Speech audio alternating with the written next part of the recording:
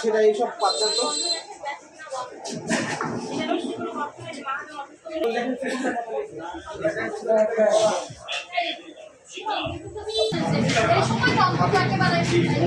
ছিল না। এই যে আপনি এখন লিখছেন, এখন কি কি লিখছেন এখানটাতে? এখানে কি লিখছেন এখন?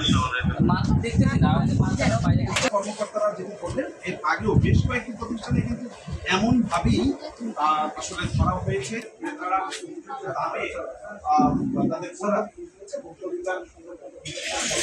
মুদি দোকান, মূল্যতালির কাছে কিনা মাছ মাংসের দোকানগুলো আমরা মনিটরিং করেছি এবং কিছু কিছু জায়গায় আমরা অ্যানোমালিসও পেয়েছি।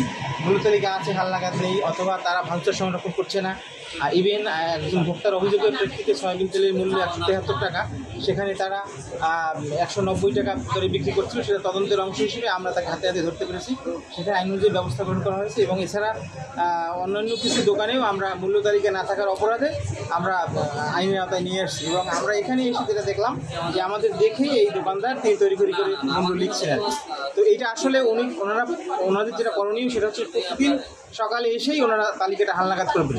যদি কোনো দামের পরিবর্তন ঘটে পরিবর্তন করবেন, আর যদি না ঘটে সেক্ষেত্রে শুধু তাই পরিবর্তন করবেন।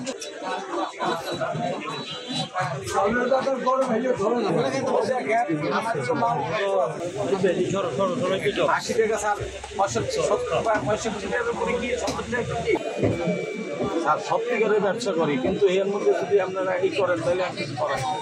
আচ্ছা, আজকে যদি পিঁয়াজ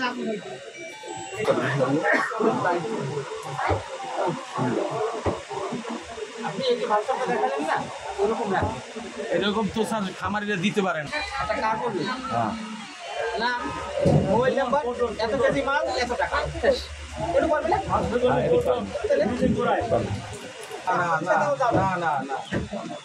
না, তুমি এই জরিমানা আমি তো দোকানেই, আমার দোকানে সবাই, এখানে সবাই আছে।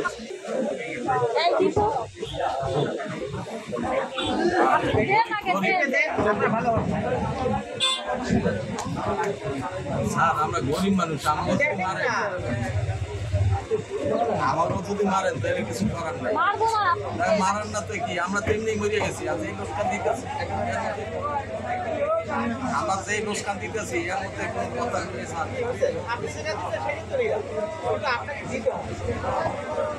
স্যার এটা তো ভুল করছে, আমি তো মানে আপনার জরিমানা দেওয়ার পরও আপনি লেখাবেন একজনকে দিয়ে। উনি আবার লিখতে পারে না, আপনার ভাই ছেড়ে দিয়ে লেখা